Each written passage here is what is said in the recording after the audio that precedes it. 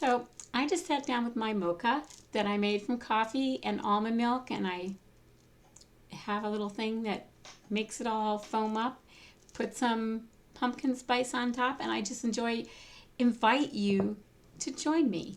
So this year I've chosen renew as my one word. And so I'm thinking a lot about that and thought I'd share some of the things that I've come up from it. And this is my first video having to do with that. So my question to you is, are your affections Christ-like or self-like? And if the truth be known, they probably aren't all the time as much as you'd like them to be. That's what it is for me. So are your affections Christ-like instead of self-like? I want you to embrace grace and cultivate a heart that reflects Jesus in your daily life. So our affections, the things we're drawn to, the things we like, the things we love, our hobbies, the things we buy, reveal a lot about us.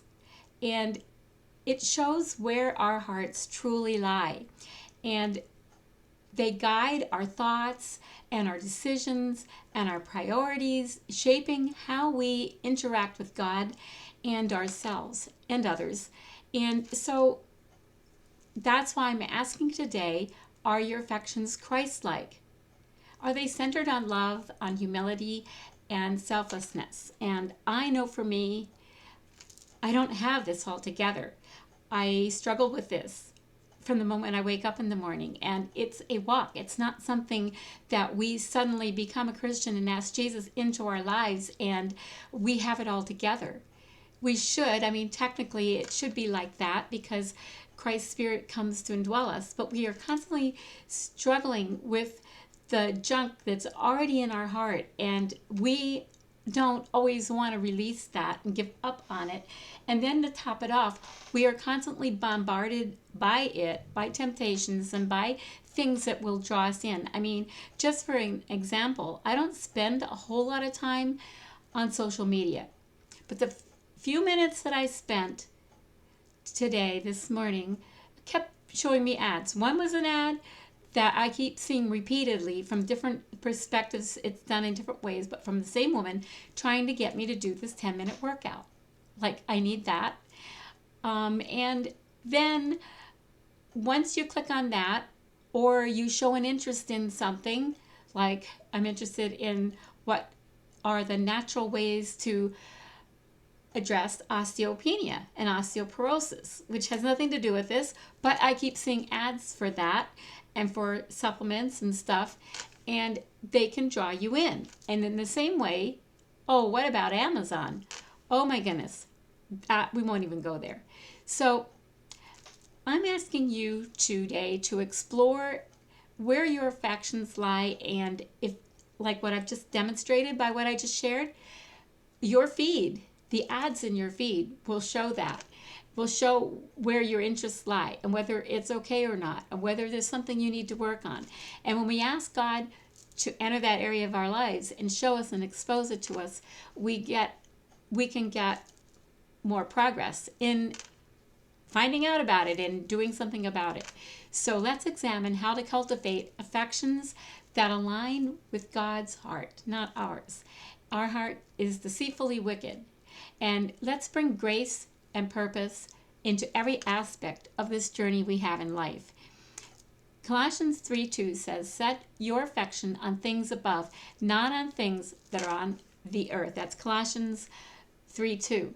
And if you go over to the post that I'll link below, that this is, or you'll find this in the post, just scroll down and you'll see the Bible journal that I did, the art. It's just simple, and it has to do with that verse, and it helps to bring it alive. So what I also have is that you find linked in my post, and well, it's a free Renew Me Bible reading plan. My Bible reading plans are always for free, and you can find them on my blog. You can find them in posts and link to them and download them. So that's the one I'm doing for January, but whenever you see this video, you can download and do it, because you can renew your heart and renew yourself. That's why I called it Renew Me, any time of the year. I wrote this down in my journal in two versions. I wrote it in the verse in the King James Version, which says, set your affections on things above, not on things of the earth. Then I love the New King James Version also, which sometimes reading it in a more modern version, they use other like the synonyms for some of the words, so that it sometimes helps me understand. So set your mind on things above, not on things of the earth. They use the same words, but they kind of put it a different way, and maybe that will help you. So your affections are stored in your mind. Okay? It's like we got this database of our affections and the things we like. I like to journal, but I also like to buy clothes. So that may be my downfall. And maybe because I love to journal and draw or paint, that may be my downfall.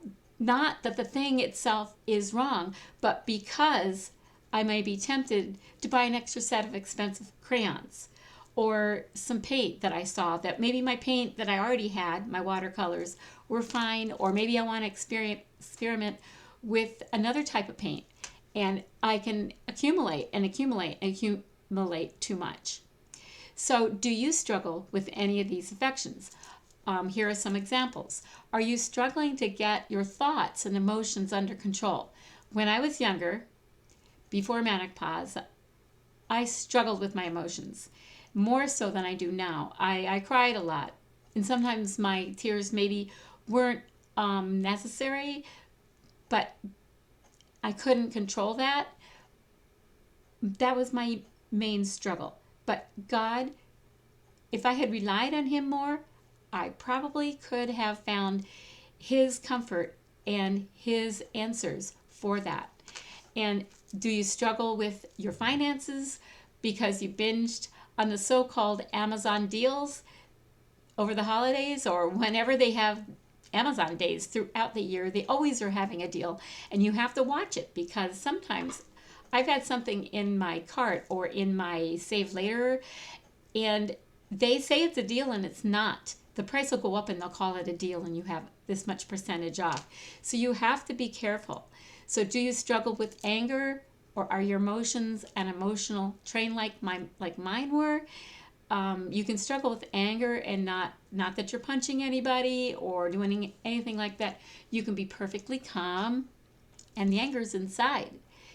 Okay, so then maybe you're struggling and going through some tough season. Maybe your marriage is having difficulty. Maybe your husband left you, and it's causing you to struggle in some ways. And your affections may be, because of that, all skewed up. So this is why this is so important. So one thing that helps us in our struggles is Hebrews 12, verse 2. It says, looking to Jesus, the founder and perfecter of our faith, who for the joy that was set before him endured the cross, despising the shame, and is seated at the right hand of the throne of God. That's from the ESV. And so the struggle is real, but you can start shifting from your focus on Jesus to shifting to focusing on the world and the earthly things instead of the heavenly ones. So where are your affections? And I want to say that mine are focused on the things above. If the truth be told, that sometimes I'll be working on that for the rest of my life. It's something that's constantly going to be a struggle.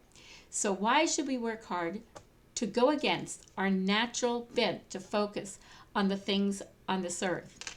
And it's so that grace and peace will be yours and mine through the blood of Jesus Christ, through all the things that He did for you and me, because He died on the cross, the freedom He wants to give you. And you can't work on your struggles on your own. You might get a little so you might get a little bit of progress, but you can't really get control of it, true deep control in your heart and in your mind without the Lord. So when our lives are over, the only thing that will matter are the eternal things we focus on throughout our lives. That's the only thing that's really going to matter. So set your mind on things that are above, not on things that are on the earth. That's Colossians 3:2. I know I read it already. So embrace grace and cultivate a heart that reflects Jesus in your daily life. When your daily life reflects Jesus in how you think and love those around you with humility and love, you have started to change your affections to the heavenly ones. And that's in your relationships, but it also can be in the material things. So cultivate a heart that mirrors Jesus and involves surrendering your desires and aligning your affections with His. So here on His Unmeasured Grace, which is my blog, we encourage you to embrace grace and welcome the unmerited love that God has for you into your heart. Okay, I have messed up in my life over and over again. And that's why I named this blog of mine, His Unmeasured Grace, because it's His unmeasured grace, His grace that I need all the time, every day, every moment. I need to embrace His grace, otherwise I can't make it. So when you allow it to transform you from the inside to the out, you will reflect Jesus in the way you live and love and respond to others. The things you want will become the things that God wants for you to have. It doesn't mean you can't have clothes or those things that you want. Those are a blessing. They go beyond. But you have to remember that they are temporal. They're not eternal. So I want to examine my heart and ask God if I have any hidden areas that are more carnal than eternal.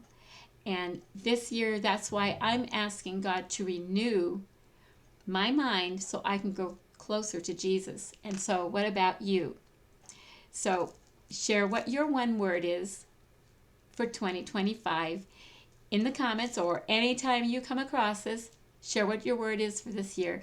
And I invite you, if you haven't chosen one word, that you consider that. And it's life-changing. It's amazing.